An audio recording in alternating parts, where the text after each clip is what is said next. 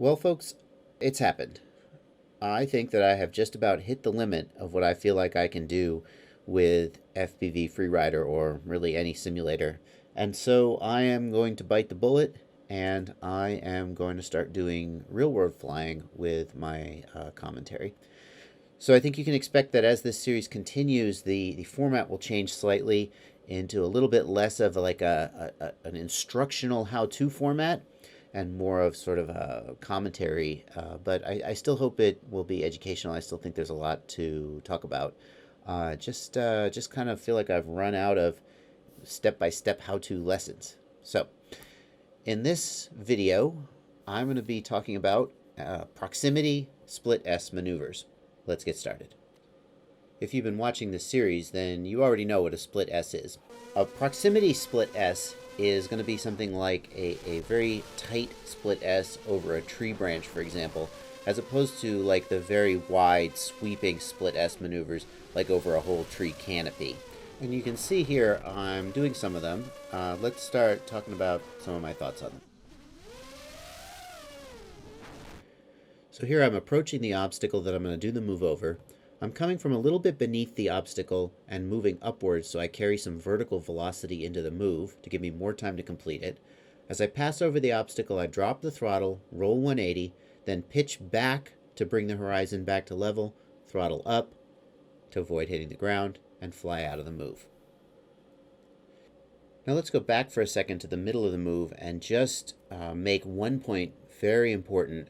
And that is that when you're doing moves like this, it's very, very important that the throttle be as low as possible.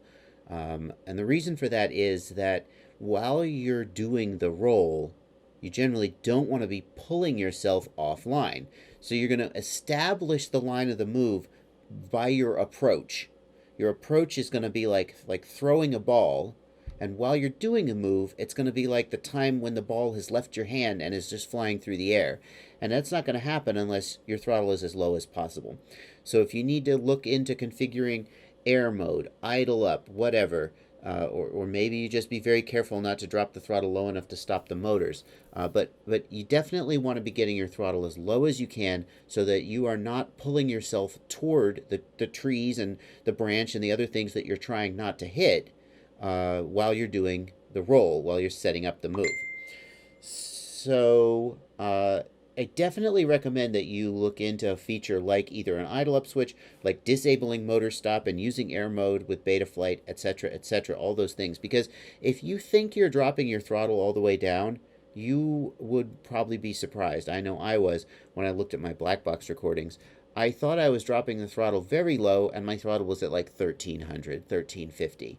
So the ability to drop the throttle all the way down until you feel it hit the stop at the bottom and know that your motors are as low as they possibly can go, and now you are free to just twist the quadcopter any which way without worrying about hitting anything except the ground. Okay? There are exceptions to this rule, as always. When you're doing more complicated moves, you may need to be pulling yourself in a given direction, but at least in the beginning when you're doing these moves, my recommendation would be to establish a line such that if you drop the throttle, the copter will just sort of fly like it's been shot out of a cannon on a nice arc over the obstacle and not hit anything. And then when you drop your throttle, you can be sure that that thing is playing itself out and you're safe to do your move. Now, if you're very good with timing your 180 rolls, then you should have no trouble doing the 180 just right as you pass over. But not all of your moves are going to be exact 180s. Depending on the number of degrees that you turn, you can come out of the move in any number of different directions. So for example, in this move, I'm going to do more of like a 270 and come out of the move going to the basically a little bit to the right of, not quite 90 degrees, to the right of where I went into the move. Okay, so the thing that I always do when I'm doing this move is look at the very top center of the screen, and whatever's at the top center of the screen, that is where you're going to go. So if we just fast forward through this part, you can see that as I enter this move, I'm putting this tree to the left of the top center of my screen as I do the roll, so I can exit out of the move to the right of the tree. Another thing I think you should be aware of is where in the move you start your roll. So if you look at the previous examples I've shown you and this one, I'm starting the roll pretty much after I have passed over the branch. And here you watch, you see I pass over the branch and then drop the throttle and do the roll. But I think the move works better if you drop the throttle and start the roll as you're approaching the obstacle and let your momentum carry you over it. This has the additional effect of keeping the obstacle in your camera view longer, as opposed to having it sort of go out of your camera view and then you roll over and maybe it comes back and maybe it doesn't. How well that works exactly depends on how much camera up tilt you've got. So here's an example where I'm going to start the move as I'm approaching the branch instead of after I've passed over it. And if we just hold right here, you can see that the branch is pretty much centered in my camera as I'm doing the roll, instead of just sort of staring at whatever is on the other side of the branch and making the move blind. So not only does this look better for the viewer, because there's something in the camera that they're watching you fly real close to this branch, it also helps you avoid crashing because you've got a visual reference on the thing you're trying not to crash into. So in my opinion, the way I like to do this move is to start the roll and even complete the roll before or just as I'm passing over the object, not wait to pass over the object and then do the roll. I think that if you have enough momentum, enough velocity, it will carry you over the obstacle. You have to trust that. And if you don't have enough velocity, then you're kind of not doing this move. You're doing something else.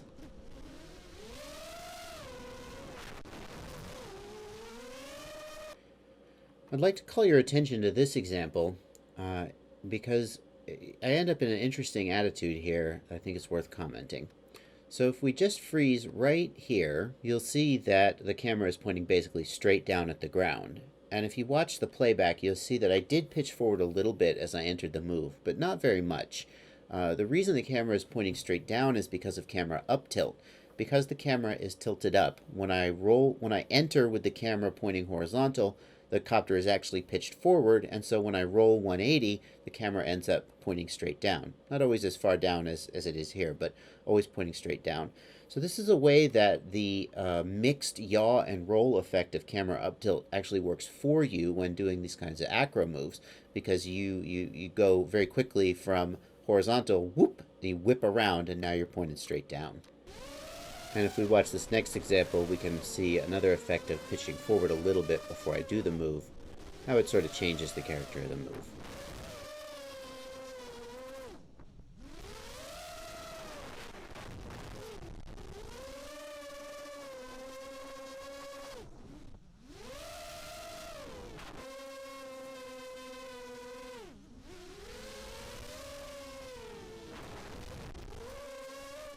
As I do this one, I want to call out to you my right stick. Notice how I continue to hold the left roll right here. I keep holding it to line up the exit. I'm always looking at the top center of the screen, looking for that exit line and lining it up so I can get out of there without crashing. It's not just a rote 180 snap roll based on timing. Now let's see what happens when you rush the move. When you don't give the move enough time to develop and you pitch too hard too fast, trying to get the horizon back to level, probably because you're afraid of crashing, right? Let's take a look at that. So the takeaway from that last example is that you gotta look at the ground at least a little bit to make it a nice smooth arc. You can't just pitch back and try and flatten out. If we watch this series that I'm doing now, I'm actually over-rotating a little bit. That one wasn't so bad. Let's watch another one. Yeah, see, over-rotated there, ended up looking at that tree. So again, just looking for your exit line, trying to line it up with the center of the top of your screen. There was a little bit of an under-rotate and a correction. Well, probably better to under-rotate a little than over, since it's easier to continue the same direction then change directions.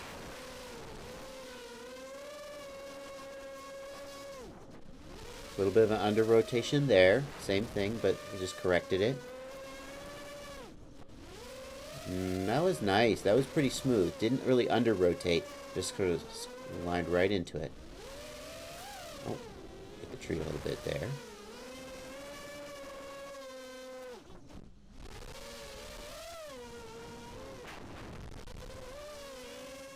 Now, in this next one I'm about to see, I think it's really nice, and I think it really demonstrates a good concept, and that is that you want to leave your throttle down as long into the move as you can to make the move into a nice smooth arc, as opposed to getting on the throttle and cutting the move short. Ideally, when you flip over, you'll actually still be moving backwards, and you'll see the ground moving away from you as you then bring the throttle up and arc out of it. So keep that in mind and watch how long I hold the throttle down here in this next one and how much nicer it looks compared to the moves where I'm bringing the throttle up earlier.